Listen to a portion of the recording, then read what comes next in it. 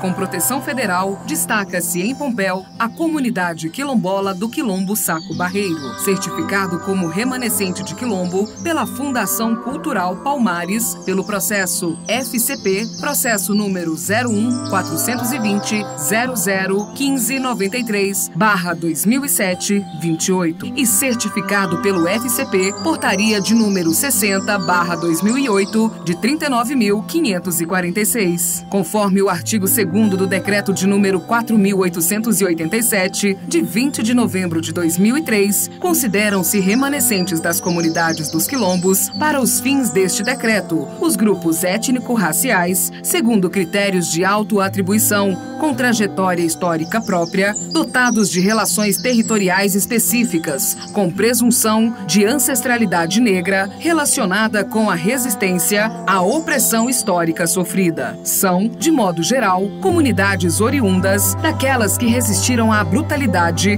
do regime escravocrata e se rebelaram frente a quem acreditava serem eles sua propriedade. As comunidades remanescentes de quilombo se adaptaram a viver em regiões por vezes hostis, porém, mantendo suas tradições culturais, aprenderam a tirar seu sustento dos recursos naturais disponíveis, ao mesmo tempo em que se tornaram diretamente responsáveis por sua preservação, interagindo com outros povos e comunidades tradicionais, tanto quanto com a sociedade envolvente. Seus membros são agricultores, seringueiros, pescadores, extrativistas e, dentre outras, desenvolvem atividades de turismo de base comunitária em seus territórios, pelos quais continuam a lutar. Meu nome é Leandra Cristina dos Santos, de Campos. Sou casada com o Evandro, filho do Valdomiro, aqui da comunidade quilombola Saco Barreiro. Na realidade, quem é descendente legítimo é o Evandro, junto com a Aide e a Neide. Eu vivo aqui muitos anos. Hoje eu sou vice-presidente da associação. A gente temos um pequeno trabalho aqui com as guerreiras dos quilombos, a Torre de Farinha. Temos a agricultura familiar com a horta, né? Que eu repasso as verduras para a Conab, que hoje existe o trabalho da entidade com a gente aqui. E temos a missa uma vez no mês, o padre vem, celebra a missa. Tem a festa de Nossa Senhora da Conceição Aparecida, que já está até chegando, que é o mês de outubro. A festa da Nossa Senhora do Rosário também, que é comemorada no mês de outubro, que é até na realidade setembro e integrada a outubro. E faz os campeonatos aí, o Dalmir faz os jogos, as festas de igreja, comida típica, né, as comidas antigas. E assim a gente vai vivendo. Aquelas pessoas que aqui não tem espaço, não tem gleba suficiente para todos, que são 52 famílias, mas que residem aqui são 22. É pouco espaço, o espaço está bem apertado. Tem as crianças para estudar, que fica com muita dificuldade. As mães às vezes têm que ir para a cidade, que a criança é muito pequena para poder estar indo no ônibus, né, da escola. Chega muito tarde e aí dificulta um pouco. Mas aqui não é só a coisa de tristeza, né, que também tem a área do lazer, que é a missa, e as festas. Tem a dificuldade sim, com certeza, é muito difícil. Não é fácil ser quilombola, não é fácil querer ser reconhecido e ter poucos reconhecimentos. Infelizmente, aqui na nossa cidade existe aqui, como aqui o quilombola, mas muitas pessoas daqui não sabem nem o que é quilombo, né? Então aí muitas ficam sem saber. Nós estamos aqui à disposição, alguém quiser vir conhecer, as portas estão abertas. Tem aí todo mundo, os mais velhos aos mais novos, que está sempre aí nas casas. É só avisar que nós estamos todo mundo aí. E é isso aí, nosso dia a dia. Que reside, são 22 famílias. Cadastradas são 52. Só que o que acontece? Como o espaço é muito pequeno, não tem como agregar 52 famílias. Então os outros ficam na cidade, trabalhando. E nós aqui, residente aqui, são 22. Fácil, né? Não, mas aqui a gente levanta cedo. Todo mundo levanta cedo, tem sua hortinha, seus trem para poder cuidar. Busca lenha até hoje, a gente ainda busca lenha. E vai fazendo os deveres de casa. Às vezes, quando aparece serviço fora, para poder ajudar, que não é tudo que a gente constrói aqui, né? Nós não temos tudo. Então nós temos que comprar as outras coisas na cidade. Aí a gente vai. Geralmente nós vai as mulheres no meio da turma de homem, a mesma coisa. Trabalha e tem que tirar dia igual o homem. Não acabou aquela regalia que homem trabalha mais, não. Tem que ser igual. Para ganhar preço de homem, tem que trabalhar lá, sair lá fora com o preço de homem, o dia de homem. Não é fácil. Aqui dos pequenos ao grande, todo mundo trabalha. Hora dessa, minhas meninas já estão ali arrumando, que daqui a pouco tem um ônibus para a escola, né? Os adolescentes têm que pegar o ônibus aqui 10 e pouco, retorna aqui 7 e tanto, então não é fácil. A vida aqui não é fácil. Ser quilombola não é bonito, mas não é brincadeira. É muito difícil. O artesanal daqui mesmo é as casas de barro, que é o Hilton que faz. O telhado, que é igual feita a alvenaria da igreja ali, ainda faz. Aquelas casas ainda é feito. Por mais que tem muro, tem as coisas, mas ainda é feito. O artesanal daqui é o barro, é a casa de pau a pique, que ele ainda faz. Aí no fundo mesmo a argila branca é tirada do corgo aí. Da igreja, tudo das casas aqui, tudo é tirado daí do corgo. Aqui do saco barreiro aqui do corgo. Corgo parede. Ah, nós é nascido e criado aqui. A vida aqui do quilombo é difícil mesmo. Todo mundo tem que trabalhar, tem que lutar. E mesmo assim ainda passa dificuldade, porque também é feio. Após o reconhecimento, houve alguma melhoria para vocês, o pessoal? Muito pouco, né, Leandro? Muito pouco. Mas vocês continuam na luta, né? A resistência. Tem que continuar, né? Porque senão não vai. Mas antes nós morávamos na casa de Barra Pau Pico, a casa Pau Pico Barreado, sabe? Sim. Então, aí o pai ganhava muito pouco trabalhando ali no saco barreiro, ganhava pouquinho. Então eu sou a mais velha, eu não estudei, eu ajudava eles a trabalhar, eu era eles, né? Mas minha ficar além de ajudar eles, e ganhava muito pouco. A casa era de sapé, chovido, terava em nós todos.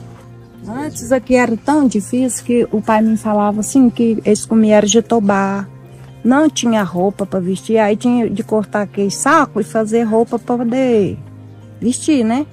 Aí quando que tirava as roupas para lavar, aí eles vinham, escondia e punha a roupa para enxugar. Aqui era muito difícil. Sim. Tá perguntando, vocês estão no 9º ano, né? Sim. Qual escola que vocês estudam? Escola Municipal Professora Ângela Maria Rocha. É bem difícil, né? Tem que levantar todo dia cedo, enfrentar poeira, lotação. É difícil demais. Chegar lá, tem que arrumar. Sai daqui 10h40. Chega lá 11h30.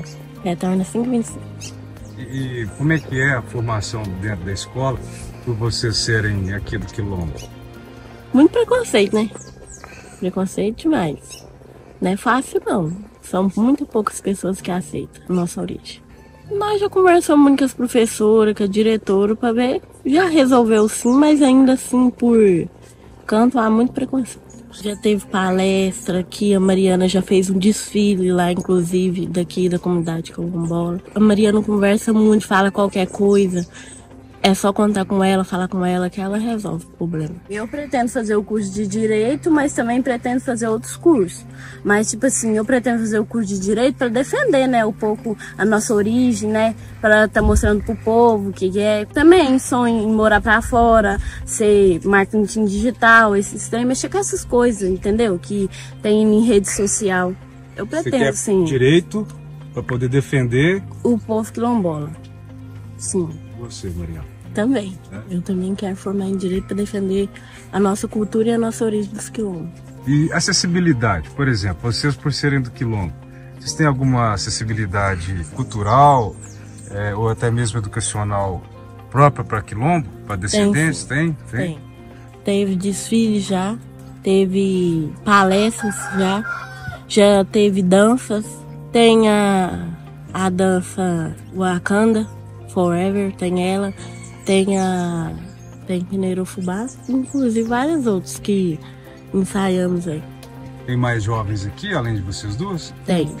E viver em comunidade com eles, como é que é? Porque vocês são jovens, né? Às vezes a juventude quer sair, cidade, passear e tudo mais, viver em comunidade, no local aqui que é a zona rural, né? Aqui dentro vocês fazem alguma atividade voltada para isso? Faço. Inclusive, eu dou aula de dança, né? Tenho futebol também. Sua mãe já é vivida. E vocês duas? O que vocês têm na cabeça assim para pensar? Gente, eu vou fazer isso, isso e isso para que o povo tenha respeito pelo pessoal do quilombo. Conversar um pouco, mostrar a nossa história, tipo assim, que eles venham conhecer a trajetória, o dia a dia que a gente tem aqui, né, pra gente não sofrer tanto preconceito que a gente sofre na escola, porque os alunos da rua não entendem o que é a gente ir em lotação, passar o que a gente passa, acordar cedo, trabalhar na horta para ter um sustento. E, tipo assim, eu queria que eles viessem, visitassem, mas acho que foi ano passado a Mariana trouxe o Nono aqui para eles conhecer. Ela vem trazendo muito, tentando levar o que é quilombola para ver se eles têm menos preconceito, porque realmente nós sofremos muito preconceito na escola. Às vezes chegamos magoados em casa, a mãe da gente pergunta: o que aconteceu? O que tá acontecendo? Você está triste? Tô chegando muito com um semblante triste na escola. A gente fala: ah, mãe, não é nada não. Pra não levar preocupação pra ela dentro de casa, entendeu? Tipo assim, ela também tem muitos afazeres aqui, igual nós vai pra escola, ela fica aqui cuidando da horta, capinando. Às vezes ela vai ajudar minha madrinha lá, tem vezes que ela faz farinha lá na fábrica. Então, tipo assim, eu queria levar um pouco, né, nossa história para eles conhecer, que nós não sofrêssemos tanto de preconceito que a gente sofre hoje em dia, porque não é todo mundo que entende isso. Olá para vocês que estão nos assistindo. Meu nome é Mariana Gabriel, sou professora de História na rede pública de Pompéu há 17 anos. Leciono atualmente na Escola Municipal Professora Ângela, também no Instituto de Educação Santa Maria. Tenho formação em História, especialização em História e Cultura Africana e Afro-Brasileira, também Educação Empreendedora. O primeiro contato que eu tive com a comunidade quilombola Saco Barreiro foi com a licenciatura. Apesar de ser pompiana e apesar de saber da existência desse quilombola, eu nunca tive muita aproximação, mas a licenciatura me fez ter contato com alguns alunos que, com o tempo, eu fui percebendo que vinham da comunidade Saco Barreiro. Essa comunidade já há 17 anos presente nessa escola, que não é uma escola quilombola, mas que usa da educação escolar quilombola, né? Sabemos que existe hoje currículo, parâmetros para que a gente siga uma educação quilombola, para que a gente busque essa ancestralidade para dentro da instituição escolar, que a gente busque esses fazeres, esses saberes dos povos africanos e para que eles sintam possivelmente da melhor forma acolhidos dentro dessa instituição de ensino. Trabalhar a educação afro-brasileira, ela é hoje muito mais do que desejo, muito mais do que o gosto como professora de história. Trabalhar a educação afro-brasileira é juridicamente exigido. Se a gente pensar que temos a Lei 10.639/2003, que estamos fazendo agora 21 anos da Lei 10.639, que é uma lei que ela obriga, né, ela traz a obrigatoriedade do ensino de África e história afro-brasileira para dentro da sala de aula. Alguns estudos estão sendo feitos para saber dos avanços que tivemos nesse rumo, algumas coisas que a gente não alcançou devido a uma série de fatores, ainda precisa muito ser trabalhada a cultura africana e afro-brasileira nas escolas. Primeiro porque o negro, o povo preto, é o povo que construiu o Brasil. E em uma sociedade que a gente busca eliminar o racismo, trazer essa população para uma situação mais favorável socialmente, economicamente, nós precisamos partir da educação. Então, juridicamente, é minha obrigação, minha função social, mas muito mais que isso, penso que como cidadã e que como pessoa que luta contra o racismo, a educação afro-brasileira tem que estar na minha sala de aula, tem que estar na comunidade, tem que estar ao redor desses alunos quilombola, porque quando você elimina o racismo, você modifica a sociedade. Isso que eu estou falando de movimentar a sociedade, Angela Davis até menciona, quando você movimenta a base da pirâmide social, né?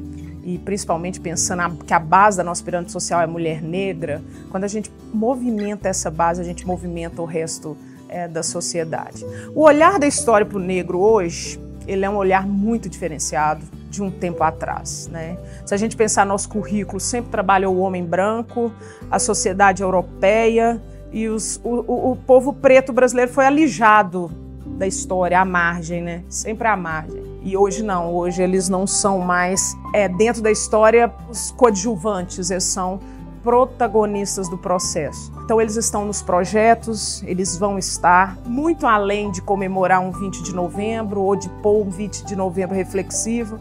As escolas hoje precisam também compreender que não é apenas fazer um baluarte no 20 de novembro e criar ali mecanismos de festividades e relembrar a cultura negra se ela não trabalha isso no seu dia a dia. Tem que estar em todo o currículo, tem que estar no 20 de novembro, mas as escolas precisam dar exemplo nessa luta de inclusão do negro no currículo e de dar exemplo na luta antirracista. Para que isso aconteça, vai muito mais que o currículo, tem que dar exemplo de práticas antirracistas no dia a dia, porque os exemplos arrastam multidões, e é aí que está o fio da navalha, que é além de colocar no livro, do currículo, é colocar isso na prática, é colocar isso na via diária, é pôr o negro no centro, né? E não é uma questão de vitimização, não. É uma questão que os historiadores entendem hoje como um ressarcimento da história para com esse povo, que foi tanto no Brasil excluído, alijado da sociedade. E se a gente pensar em quilombos, que prazer é trabalhar com alunos do quilombola Saco Barreiro, porque se a gente pensa que tem um número minúsculo de quilombos no Brasil e que eles representam em hectares de terra 0,5% do Brasil, mas em população mais de 1.300.000 quilombolas, né? 1.300.000 quilombolas. É uma porcentagem alta, mas quando você pega isso em ocupação territorial, isso é uma coisa muito pequena.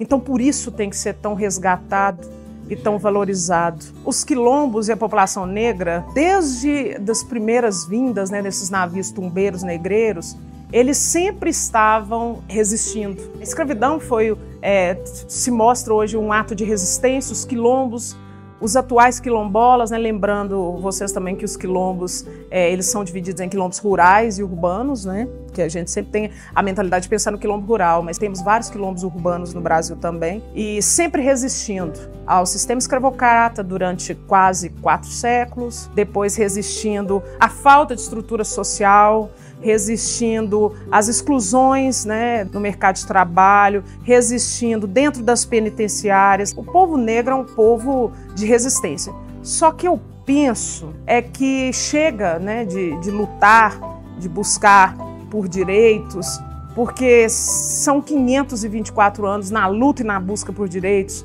Agora é um momento de conseguir historicamente o que foi negado. Não é mais um momento de luta, há muito tempo já não deveria mais ser um momento de luta. E isso me incomoda, isso incomoda a história. Até quando essa permanência do povo negro num sistema de resistência e de luta? E não agora de ressarcimento histórico, né? Então, essas questões a gente precisa refletir e não romantizar. Um povo que luta, é um povo forte. Ninguém é forte porque quer. Então, as forças que o povo negro exerceu na sociedade brasileira, ela vem muito da necessidade que se teve, desde o processo da escravidão até o pós-abolição, em 1888. E se a gente for pensar, em 1988, as comunidades quilombolas tiveram direito, pela Constituição de 88, a seu espaço territorial, e isso não foi feito imediatamente. Em 1988, a Constituição estabelece o direito à terra. Se a gente pensar que só 7 anos depois que veio a primeira titulação quilombola, isso já era 1995, e que hoje mais de 70% da população quilombola não tem a titulação de suas terras. Tem um número maior de quilombolas com certificação da Fundação Palmares, porque é um processo, né? Primeiro vem a certificação, que é uma questão vinculada ao cultural, e depois, para a titulação, esse quilombo ele passa por vários estudos históricos, antropológicos, ambientais, e chegar à titulação no Brasil e receber o título dessa terra é um sonho de muitos quilombolas, e o Brasil precisa desburocratizar, precisa entender que isso não é uma ideia de um governo ou de um grupo partidário, não é uma política de governo, é uma política de Estado, né? Como professor, eu tenho as minhas visões, né? O meu lugar de fala, de alunos quilombolas, dos desafios que vivem. Um desses desafios é a questão do transporte, a falta do Estado naqueles lugares. Eu falo que é lá que o Estado tem que ser máximo, né? Nesses lugares o Estado precisa de estar, a saúde precisa de estar, a educação, transporte, enfim. E essas dificuldades, a ausência na escola por a estrada não estar da melhor forma, ou pelo transporte não ser adequado e não funcionar em alguns dias. E eu vejo, como professor, o meu lugar de fala é dessas dificuldades. Mas quando você conversa com alunos ou com pessoas da comunidade, muitos falam desse desafio na comunidade vinculado à titulação da terra.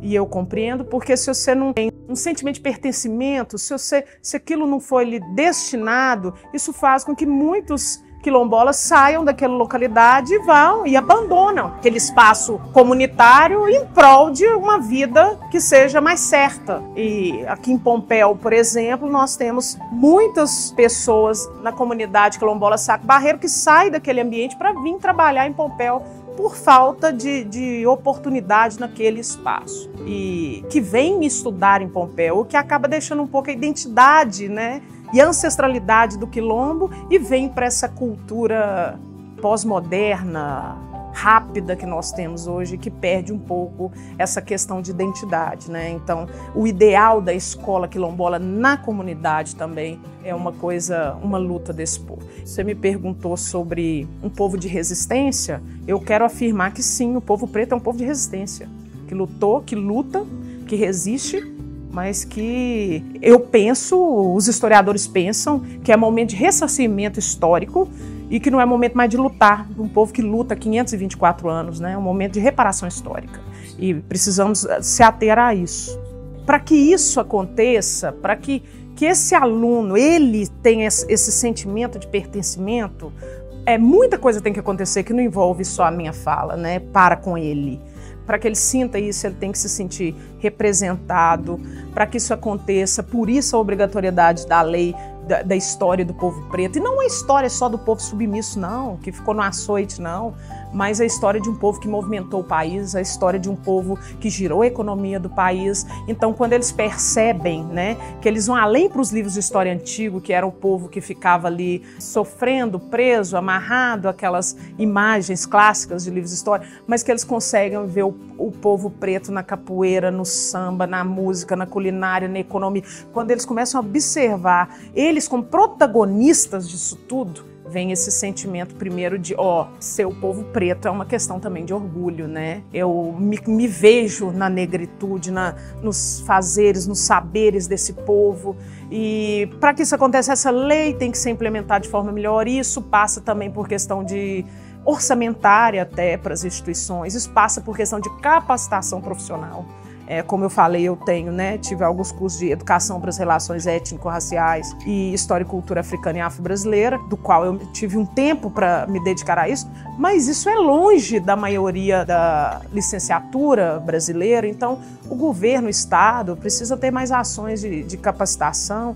E esses alunos, como eu disse, quando se desenvolve qualquer projeto dentro da instituição, a importância de colocar a figura do povo preto, né?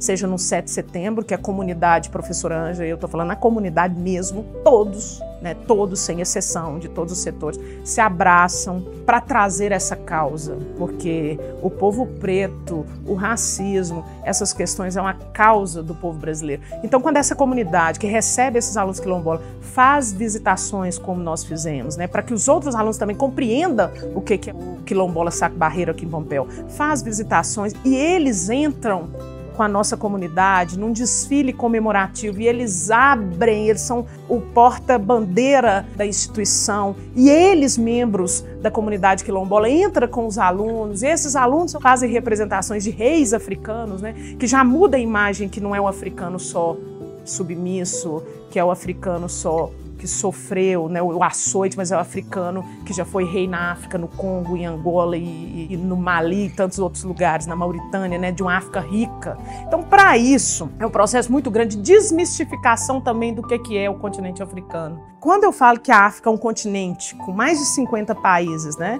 e saber dessa diversidade, saber que o continente africano ele não existe apenas do século XVI para cá, da presença do europeu, mas que ele existiu antes e com muitas riquezas, aí a visão muda da história do povo negro. Então você tem que trazer primeiro essa ideia que a história não tem uma visão única. E tirar essa ideia também de que estudar o povo preto é algo menor, porque não é.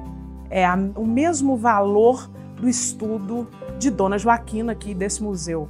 Não existe diferença entre o valor de se estudar a história do quilombola Saco Barreiro com o valor da história de Dona Joaquina do Pompéu, né? As coisas podem coexistir. Não existe uma história única, a história de um povo só. Aí você pensa, por que nós vamos estudar a filosofia socrática, lá da Grécia Antiga, e que bom que estudamos também, mas por que não estudar a filosofia iorubá, africana? Desmistificando, sabe? Mostrando o povo preto como protagonista.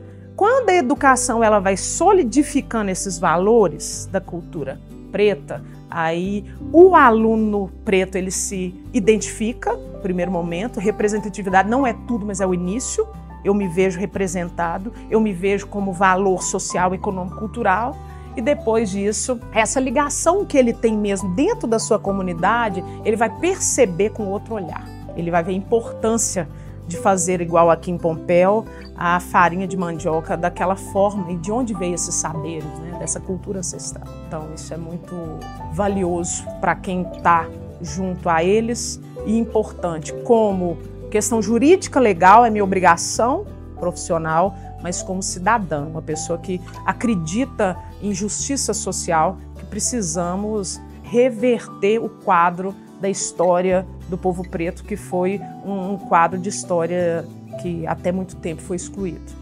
Que tipo de reparação histórica o Brasil poderia estar executando para com o povo preto? E elas são inúmeras. Como após a abolição, em 1888, percebemos que não houve a inserção do povo negro na sociedade, que ele foi para a marginalidade social, para as periferias, sem acesso à educação, sem acesso à cultura. Em muitos momentos, no segundo reinado, né, do pós-abolição imediato, inclusive a entrada maciça de imigrantes e a gente preferindo inserir o imigrante no mercado de trabalho brasileiro do que o próprio negro, nós precisamos de fazer muita coisa. Se pensarmos na base da sociedade e que está o povo negro lá na base, é o que sustenta, para transformar isso, nós precisamos de políticas afirmativas, seja ela de qualquer esfera, e isso não é vitimizar o povo negro, porque não existe racismo reverso, né? Isso não é de forma nenhuma, isso é ressarcir, isso é porque se não existe isso, essa mudança não vai acontecer. E as bolsas para estudantes é uma forma, no caso de quilombolas, a reparação no sentido territorial. Se pensarmos que 70% dos quilombolas hoje cadastrados aí, que foram notificados no último censo, foi o primeiro censo, aliás, que teve essa questão quilombola sendo colocada.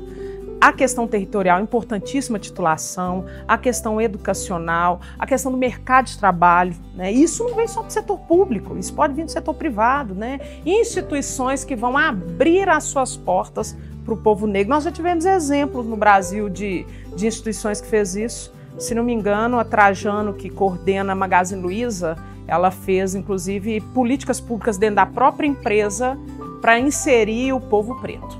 Né? Isso também é uma coisa fenomenal, visto que eles estão, né, no setor, a maioria do trabalho não formalizado. Então, se você tem uma política pública para trazer o povo preto para o trabalho formalizado, isso já é algo muito grande. Então, não é questão de política assistencialista, a questão é de política emergencialista. Eu estou dizendo de 424 anos que o povo preto foi excluído das zonas de poder, foi excluído da zona cultural, educacional. Então, tudo isso é válido, ao meu humilde pensamento, que seja lá as cotas raciais, né, que são importantíssimas, que também estão sendo reestudadas, reanalisadas e já nos provou que a população preta que entrou no sistema de cota, ela deu muito certo, que estavam frequentes nas universidades, que não tiveram rendimento abaixo dos demais estudantes. Então foi uma política pública que deu certo no Brasil e que formou, por exemplo, as primeiras pessoas pretas a ter um curso superior dentro daquela família. E quando a família vê o primeiro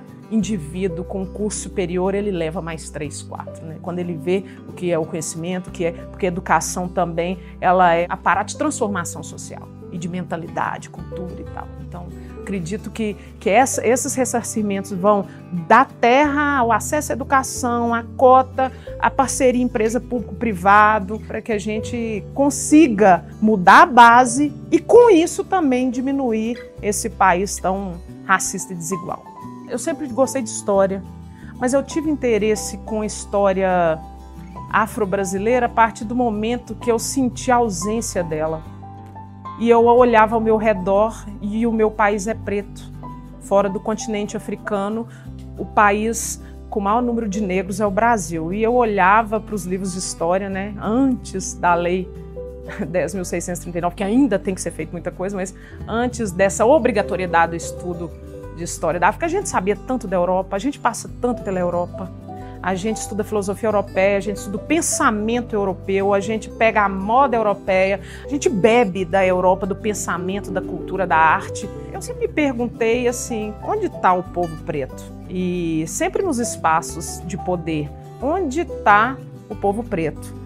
E nos espaços de poder eu percebia que estava em lugares de subalternidade, né? No sentido de formalização do trabalho, nos trabalhos que tinham os menores salários, mas sempre vendo o povo preto ao meu redor, a importância, a influência e a ausência deles no livro de história, a ausência da comemoração, das festividades do povo preto. Não sei se porque a cidade onde eu estou também cultua muito a história do povo branco, as genealogias, essa questão que não deixa de ser importante, mas que não é única. Essa ausência me fez virar os olhos. Quando veio a implementação dessa lei, eu estava na universidade e ouvi o movimento, né? E o desespero, porque não existia centro de formação para se estudar África até então. Falava-se da África sempre voltado para a escravidão. Aquele momento, século XVI, os navios negreiros, a dor, né? E você saía de uma aula de escravidão assim, em pânico, de tormento. E desmistificar e ver um outro continente, ver um outro povo, e ver de outra forma, e ver presente. Isso que eu acho que me fez buscar a história da cultura africana e afro-brasileira. Olha, com os meus alunos, o trabalho de história da África de forma mais lúdica, mais prática, né? Há um tempo atrás, tinha um projeto na escola Professora Ângela que trabalhava o dia 20 de novembro e tinha culminância de um projeto no dia 20 de novembro. E nessa data especial existia um desfile de personalidades da escola, né, alunos da escola, desfile da beleza negra. E eu vi que quando foi colocado isso em prática, né, a gente falava da beleza do povo preto, mas quando você colocou isso no lúdico e no prático, quando eles se viam, não, eu vou desfilar a beleza, a autoestima que gerou para esse povo, isso foi visível porque você começou a ver a galera autoaceitando o seu cabelo, né, aceitando a sua cor e tendo uma autonomia étnica que a gente até então não via. Então existe uma importância absurda trabalhar essa questão, seja lá nas comidas típicas, isso aqui veio da África, seja no conhecimento de instrumentos musicais, os tambores, a presença dos tambores, dos textos, né? Vamos trabalhar um texto que trabalha a filosofia iorubá aqui, ou vamos representar isso. Tudo dentro da educação, principalmente do fundamental e o ensino médio, que você coloca em prática, os alunos absorvem mais. Então, eu acredito que esses projetos, como eles, seja lá o 20 de novembro, que existe o desfile da beleza negra, ou seja o 7 de setembro, que a gente traz a comunidade quilombola e eles vêm junto, é como se o conhecimento fosse amarrado. Vai muito além da minha fala, ou da fala dos grandes historiadores de África e do movimento negro. Primeiro eu quero te dizer que essa ausência do povo negro não é uma coisa de Pompéu, é uma coisa do nosso país, é uma coisa de várias cidades. Agora, há 20 anos atrás, né, eu já era adulta, que a gente inseriu a história da África e do povo preto dentro do currículo. Então essa coisa é muito recente. Se você pensar, a história foi escrita por homem branco. A história do Brasil passou a ser escrita no século XIX, já era 1800 e pouco. E essa história foi construída com a visão de europeus, de homens brancos, e que automaticamente excluía, até porque num processo civilizatório escravocrata que a gente tinha, o negro era considerado não pertencente disso. E não só os negros. Você me pergunta, onde estão as mulheres na história do Brasil? Porque a história foi feita por homens para homens, né? Homens brancos e para outros homens brancos. Então, tudo que saía disso foi excluído da história. Então, por isso que muitas vezes um aluno me pergunta ou me comenta: os homens que fizeram mais coisas, as mulheres não estão presentes, ou os brancos descobriram tantas coisas e os negros não. Quem disse que não? Eles só foram excluídos da história, que não escreveram a história desse povo. Então agora é esse resgate de escrever primeiro a história, o que é difícil. Nós temos muito pouco, a história não é literatura, você precisa de ter documento, né? Você precisa de ter pistas, você precisa de ter vestígio, ou que seja a história oral. Então é difícil essa questão documental que você está falando, né? Que a gente não teve acesso a muita coisa, porque durante muito tempo a história foi feita para um grupo. E hoje ela busca o inverso. Hoje ela se deu conta de que não é uma história única, são vários povos, todos pertencem à formação do Brasil, seja Dona Joaquina de Pompeu ou Quilombola Saco Barreiro, e essas histórias precisam coexistir. Eu vou te falar que eu já me fiz essa pergunta do que aconteceu com a cultura do povo preto em Pompéu. E eu cheguei à conclusão que o povo preto, e eu vou falar agora da nossa ancestralidade pompeana, porque eu sou de Pompéu Velho, né? E Dona Joaquina, aquela região, tudo veio de lá, né?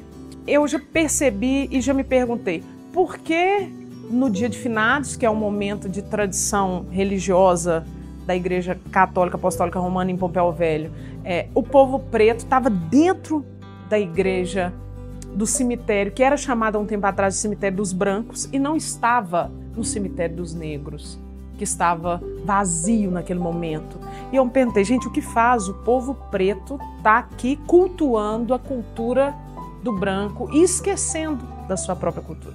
E eu comecei a sentir, e agora isso é da minha observação, eu comecei a sentir que o processo de aculturação do povo preto pompeano foi tão forte, que eles se encontraram na cultura branca europeia. Por ser uma sociedade que foi tão escravocrata, cadê a cultura do congado? Cadê a cultura? Onde está, né, as festas do povo preto? Onde está essa cultura latente, seja do candomblé, da umbanda? É como se eles estivessem pertencendo à cultura do branco, que foi aquele que, dentro do processo, passou por essa aculturação mesmo, que chama, e que fez com que eles procurassem, às vezes, a cultura do outro e não a sua própria. Então, deixou um pouco, às vezes, realmente a sua ancestralidade. Eu vejo, hoje, um vínculo muito grande da população preta jovem e que eu tenho contato diariamente com a questão do movimento que está rolando dos transistas, que é uma coisa muito legal, né? Que a trança tem toda a trança africana, né? Porque a trança existe na Europa desde de Grécia, mas eu estou falando a trança africana porque ela tem uma simbologia, né? Tem transistas, por exemplo, que não vão fazer uma trança africana no meu cabelo. E eu vejo esse movimento e essa busca dessas, principalmente das meninas, das alunas, do movimento da trança afro, que eu acho para autoestima, mas que eu acho que tem uma vinculação, sim, com a ancestralidade, né? Além de autoestima. Para você ter uma noção, é incessante, eu falo que tem que ter política pública para mudar isso, e eu fico muito feliz de ver que o último censo, pela primeira vez na história, trouxe a questão quilombola. O mapeamento da população quilombola foi feito a primeira vez em 2022, que saiu o resultado do censo em meados de 2023. Isso já é de um avanço extraordinário. Isso foi a base de quê? Luta do povo preto. Para que o censo fizesse a autoidentificação do povo quilombola, isso veio de décadas de luta. Isso é de uma importância tremenda, porque é do censo ali que parte política pública, né? que vê aonde está, que determinou, por exemplo, que aqui em Minas Gerais nós somos o terceiro estado com o maior número de população quilombola. Nós estamos atrás da Bahia, é o Sul e o Maranhão, né? E nós estamos em terceiro lugar. Então, esses dados, onde estão, quem são, como vivem, tipo o Globo Repórter, esses dados que vão colocar o que a partir daí tem que ser feito. Mas é o que eu falei, é uma luta incessante que a gente não pode romantizar, não tem que ser, né? Já foi demais.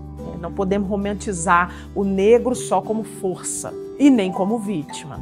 Né? Isso é um problema. Não acredito que a palavra é eu encontrei dificuldade, mas eu acho que a questão é eu busco o tempo inteiro ter contato, escutar e ler autores negros, escutar música preta, estar perto do povo preto. Por que isso? É porque eu entendo a luta antirracista não é uma luta do povo preto. Não tem que ser. É justamente por achar que o racismo ou a população preta é algo que o povo preto tem que lutar, a gente não vai sair do patamar, porque os pretos não estão no poder, né? Isso tem que vir de todas as esferas sociais. Isso não é uma, como eu falei, não é uma causa de grupo, de ideologia, de partido, isso é uma causa nacional. Se a gente pensa o que é o povo preto no Brasil e onde eles estão, isso é uma causa de todos. Mas eu sei sim que existe, como o racismo é estrutural, eu sei que ele está nas minúcias e eu tento me desvincular dele, porque eu fui criada numa cultura racista. O estudo da história africana, do povo preto, não é um estudo de um grupo étnico, é um estudo de todos nós. Só falta a galera perceber isso. Perceber o racismo nas entrelinhas, sabe? Me choca muito ir numa balada e me incomoda e ver que quem está limpando o meu banheiro é uma pessoa preta, para eu me divertir, cara. Ou que a pessoa que está cozinhando no domingo para mim, né, é uma pessoa, e eu vou vendo nessas minúcias e que às vezes passa despercebido para tanta gente. E como nós precisamos mudar isso, e o Brasil não vai desenvolver enquanto isso não acontecer. O Brasil não vai progredir enquanto ele não trouxer o povo para o centro da história. E quando ele não perceber que esse povo não é só bater tambor também, não, é economia.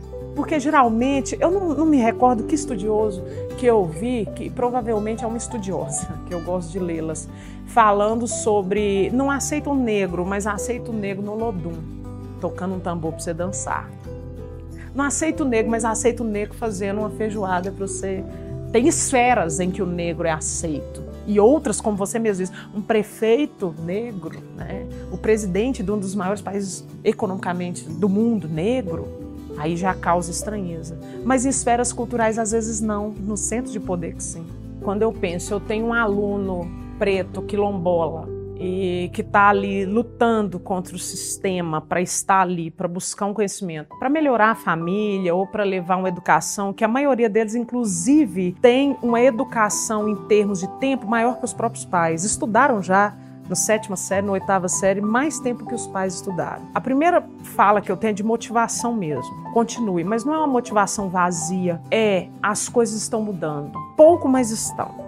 Né, se a gente pensar, chegou dentro do livro de história, não é mais só uma vítima, vocês agora são protagonistas, vocês não têm que ser subalternos, já veio o primeiro censo, né, que vai tratar a população quilombola, tem agora cotas raciais, você tem condição de entrar dentro da universidade, você tem condição de ter uma bolsa que vai te manter, porque o sistema de cota não é só, né, nem a mensalidade, né, tem um sistema de bolsa que inclui aquilo tudo. Pela primeira vez agora, recentemente, alunos quilombolas receberam bolsas de mestrado no exterior, isso é uma coisa muito recente. Estão buscando aumentar o número de titulação de terras quilombolas, que é uma segurança para esse povo. Então, se eu pego isso, eu falo, está começando a acontecer, então vai, que tem algum suporte. Mas quando você fala assim, você consegue, com muito cuidado com essa meritocracia. Eu vou mostrar ele na praticidade o que tem, que ele pode sim, né? Todos nós podemos. mas sabendo sim que a meritocracia ela é cruel também. O cuidado ao falar, você pode, você consegue, e às vezes o sistema é tão cruel com um e não é com o outro, né? Então, essa ideia de você pode, você consegue, com certo cuidado, mas mostrando para ele o que existe hoje. Eu acho que mudando a mentalidade também já começa a melhorar a sociedade, mudando a cultura, injetando a educação. O Gilberto Gil fala, que é uma personalidade negra que eu amo na música, foi ministro, ele fala assim, ó, cultura devia ser comprada igual arroz e feijão na cesta básica. Cultura tinha que estar na cesta básica do povo brasileiro. Cultura tinha que estar na cesta básica do povo brasileiro. E quando a gente fala em cultura, as pessoas pensam em manifestação artística. Então, eu traria para esse aluno, sim, a força e a motivação que ele precisa, mostrando para ele coisas práticas para que ele eleve o seu estudo, a sua continuação, mas sempre demonstrando também o perigo do discurso meritocrático, que é um discurso que ele leva mas que ele poderia levar tantos outros, e tantos outros ficam abaixo. O Emicida fala sobre isso, né? Que, eu cheguei em cima, mas eu fui galgando até chegar em cima, e quantos tão bons quanto eu não chegaram? Meu nome é Nayara de Oliveira Souza, sou natural de Bom Despacho, uma cidade próxima aqui a Pompéu. Fiz graduação, licenciatura e bacharelado em Geografia pela Universidade Federal de Viçosa e também sou mestre em Patrimônio Cultural, Paisagens e Cidadania, também pela Universidade Federal de Viçosa. Bom, não sendo pompeana, como surgiu o meu interesse por Pompéu? A minha família, ela se muda para Pompéu em 2007 e a partir de então eu passo a ter contato com essa cidade durante as minhas férias escolares, férias de graduação. E aí uma coisa me chama a atenção, o quanto essa população, essas rodas de conversa, nos bares, nos grupos de amigos, como a cidade é permeada pela memória. A memória, né, específica de uma figura, a figura de Dona Joaquina do Pompéu. Então ela está presente nas ruas, nas praças, nos comentários, nos bares, no material bibliográfico produzido, nos panfletos, tudo passava pela memória de Dona Joaquina do Pompéu. E isso me intrigou bastante ainda durante a graduação.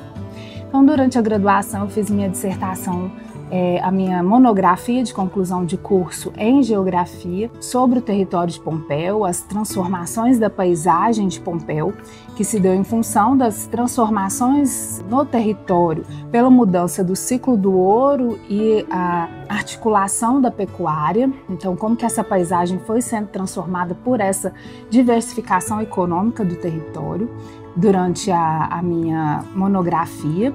E aí, para o mestrado, eu quis trazer um pouco dessa memória de Joaquina até então.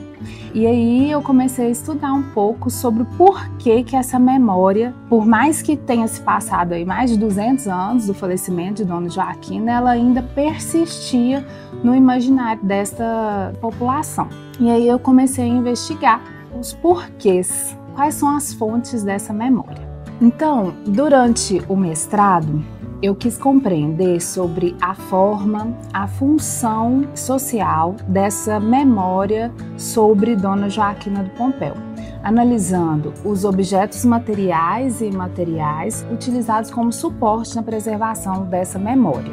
Então eu analisei tanto os objetos inventariados pelo patrimônio, fiz uma observação participativa no museu, analisei fontes bibliográficas, materiais impressos, né, de reprodução do patrimônio cultural, da história do município. Analisei um pouco também a trajetória política de Pompéu para entender como que se dava a forma dessa memória e a função dessa memória para o município de Pompéu. E aí foi engraçado que no começo eu pensava que essa memória, eu tinha muito uma visão assim bem simplista mesmo, de que essa memória ela era natural, ela tinha sido preservada ao longo do tempo, uma coisa muito natural da população, passando de pai para filho, de uma forma assim bondosa, de uma forma, nem gosto muito desse termo bondoso não, mas de uma forma sem intenção, não intencional. que foi sendo persistido aí ao longo do tempo, passando de pai para filho, narrando histórias e sendo passado aí de forma muito, muito natural. Mas ao longo do tempo, né, durante a pesquisa, com os estudos bibliográficos, diversos autores, né, que eu li e também analisando isso na sociedade, eu percebi que a memória não é um reflexo natural da sociedade. Ela é um reflexo intencional de um grupo de pessoas, né, para preservar e manter essa memória em torno de Dona Joaquina. Então, no trabalho, eu gosto muito de falar, de diferenciar esses dois conceitos, porque memória é uma ação consciente de preservação. A memória, ela não é como um HD de um computador, um instrumento em que se vai depositando fatos ali, verdades sobre aquilo. Há uma escolha sobre o que fica na sua memória, sobre o que você esquece, sobre o que você permanece. Percebe que, por exemplo, memórias muito traumáticas, por exemplo, o parto, a dor do parto, a mulher até esquece da dor do parto e só fica com aquela parte boa. Há uma intenção, há uma ação. A própria narrativa social, ela impõe que algo permaneça e algo fique esquecido. Sendo uma figura importante, né, Dona Joaquina de Pompéu, economicamente, houve um trabalho social da sociedade em se permanecer essa memória viva.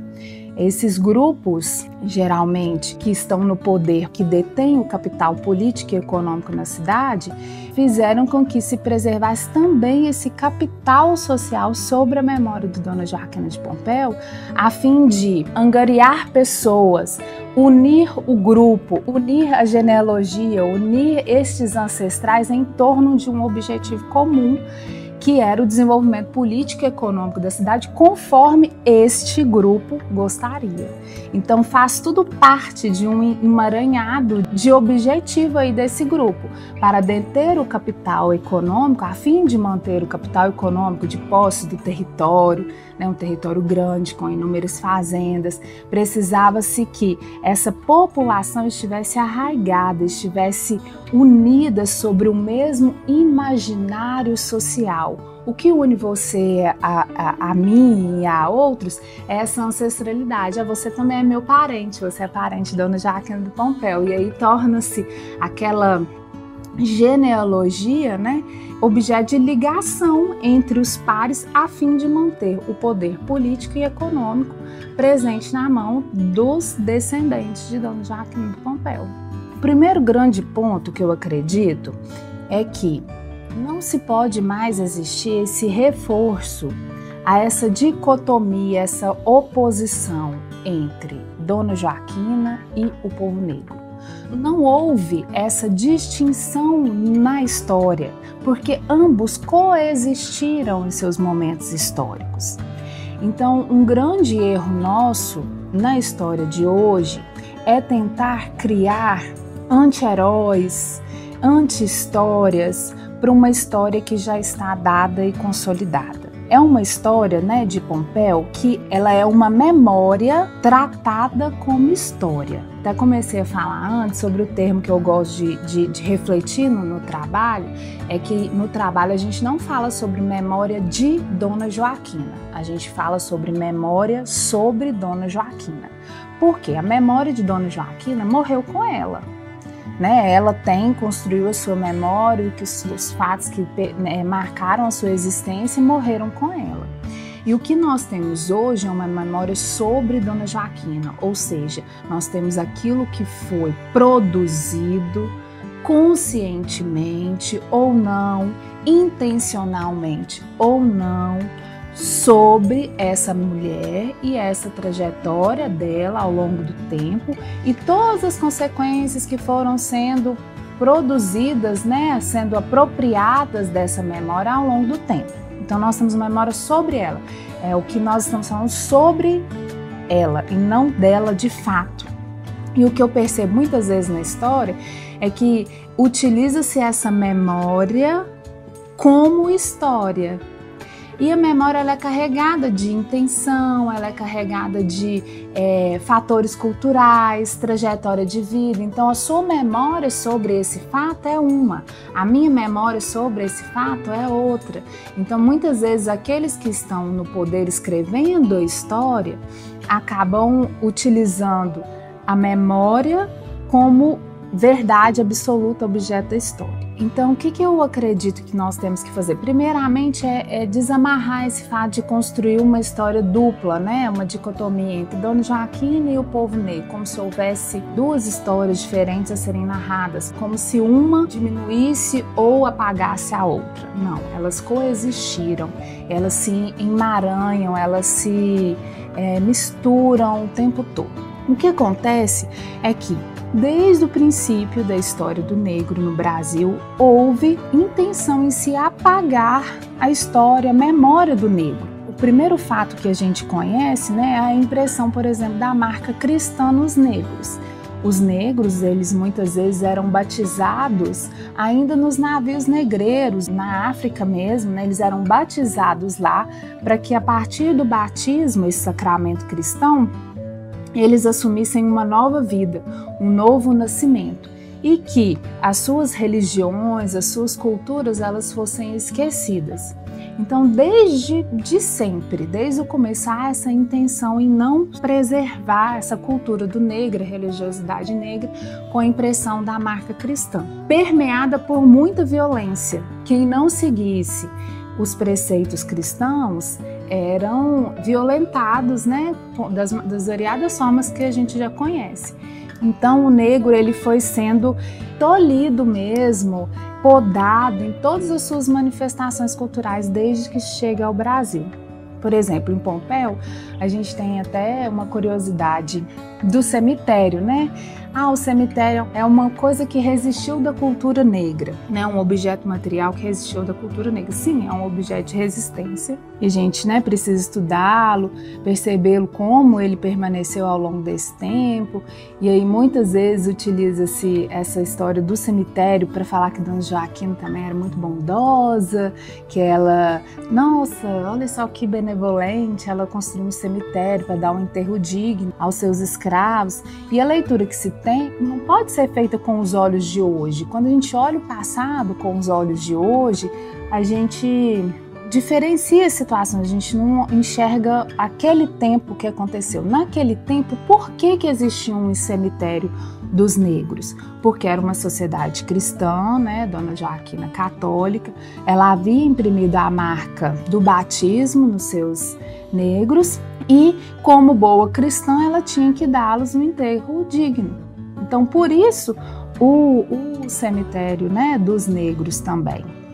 E os cemitérios para os negros, mais do que só um enterro digno, era uma possibilidade de continuar a sua cultura, porque uma das formas de manutenção da cultura negra foi a ressignificação da religiosidade, onde o catolicismo ele foi utilizado aí muitas vezes pelos negros de coexistir com as suas religiões também.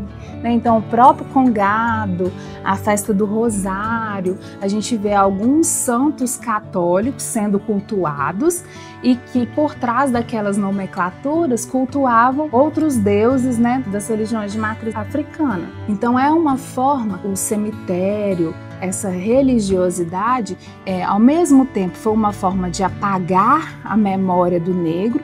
Hoje no currículo de referência, né, esse tema de negros, africanidade, a cultura africana, afro-brasileira, ela é presente, ela é transdisciplinar, ela é interdisciplinar em todos os conteúdos. Ela não tem que estar só lá no livro de história quando se fala a abolição da escravatura. Pelo contrário, a gente comemora, né, e reflete sobre o dia 20 de novembro.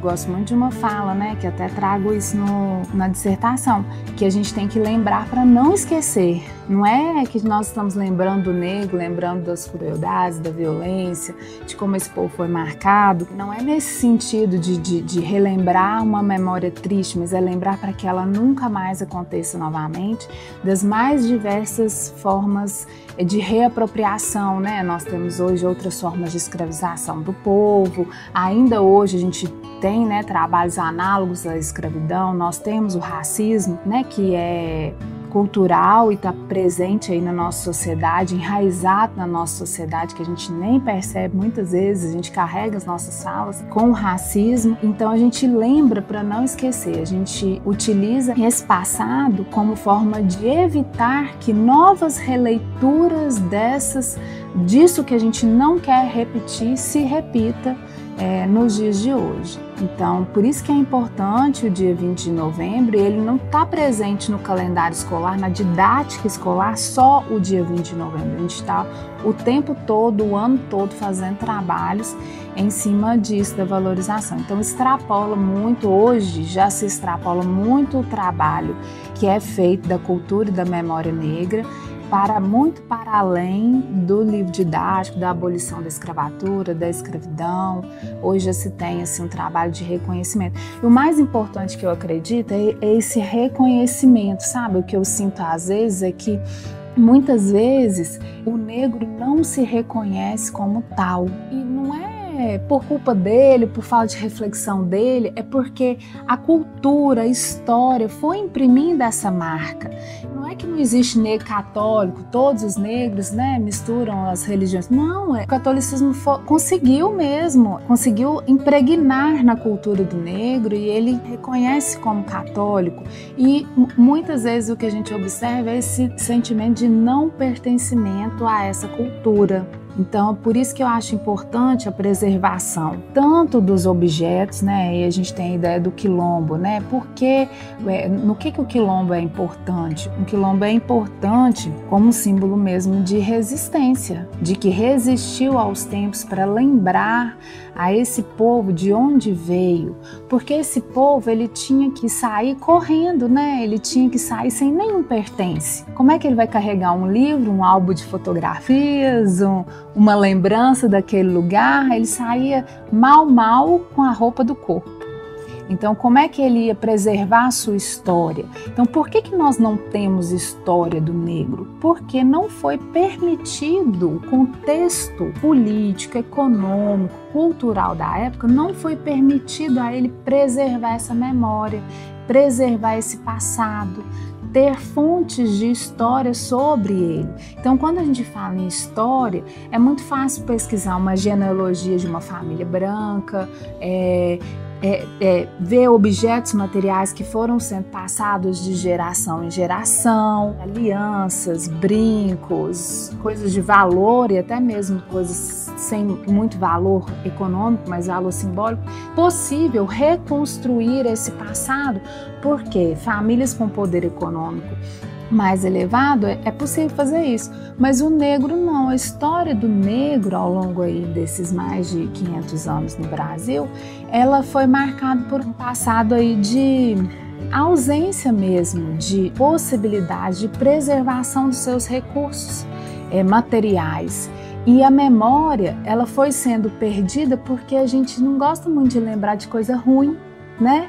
Então, às vezes, os pais nem iam passando uma coisa, né, para os filhos, um pouco desse passado que foi sendo acontecido com eles, e esse sentimento de pertencer àquela classe, de pertencer àquele povo, foi sendo perdido. Então, não é que não existe história sobre o povo, não existe uma história tal como nós conhecemos a outra história, a história do povo branco ou da história tradicional comumente contada.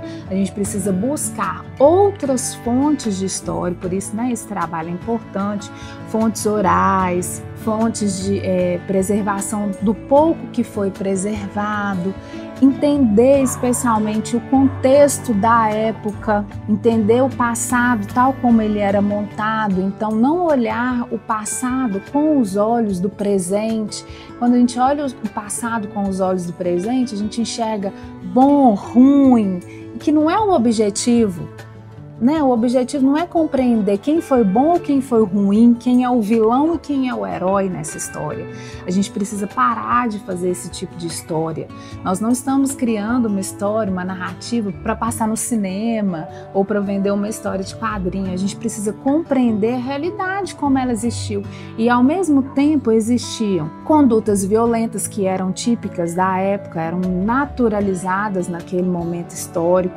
Então não adianta eu olhar o tronco com o olho de hoje e dizer que era uma violência, era uma prática comum da época. Não adianta eu olhar para a própria Dona Joaquina e falar que ela foi uma mulher empreendedora à frente do seu tempo, ou feminista. Não, esses termos não existiam naquela época e ela não foi precursora disso, pelo contrário, ela manteve o patriarcalismo, né, a estrutura patriarcal, ela hora nenhuma levanta uma bandeira feminista, ela não faz nada diferente das viúvas da época.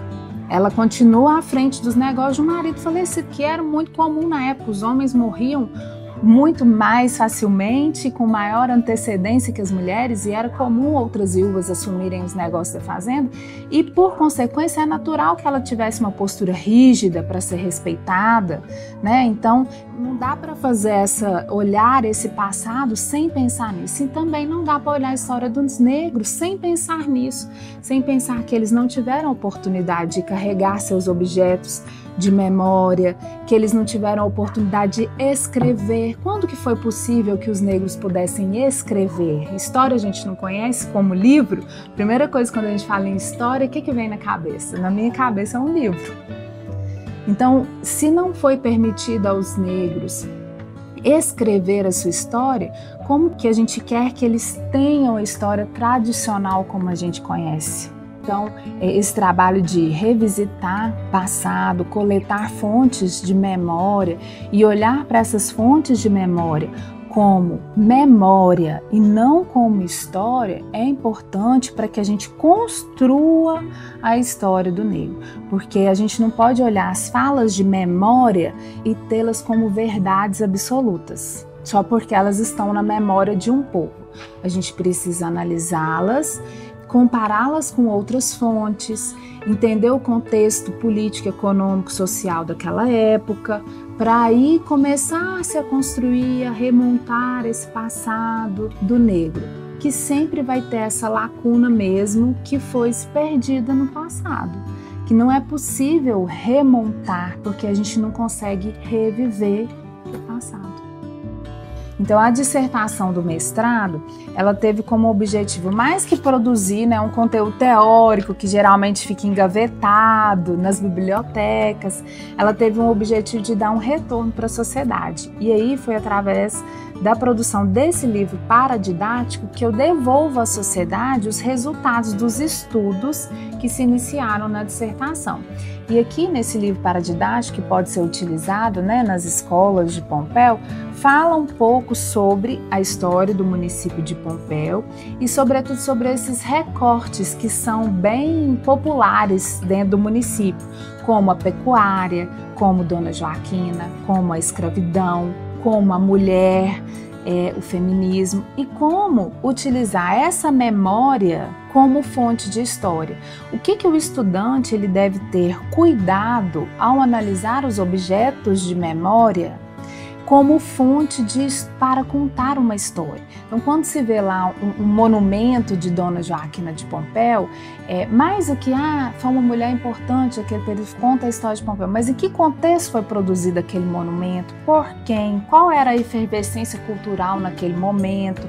Com o objetivo de que muitas coisas hoje são produzidas de patrimônio cultural a fim de receber recursos. Vale mais para o patrimônio cultural aquilo que é palpável, e a memória do negro não é palpável. Como é que a gente faz? Né?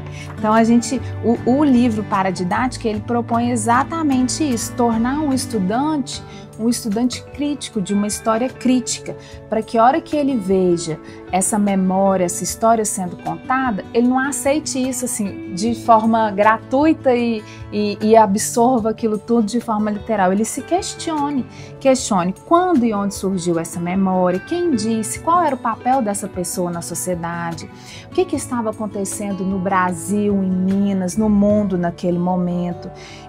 Existem outros elementos que comprovam aquele fato? Tem como comparar esse evento com o que estava acontecendo aqui no Brasil, em outras partes do mundo, ou em Pompéu, em outras partes de Minas Gerais? O que a gente aprende com tal fato?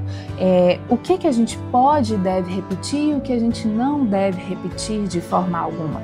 Então, a proposta do livro paradidático é tornar realmente o estudante crítico, para que ele, ao se deparar com essas memórias, com essas fontes de memória, ele possa analisá-las de forma crítica, consciente, objetiva, para que ele não se torne uma massa de manobra conforme aqueles que estão no poder querem.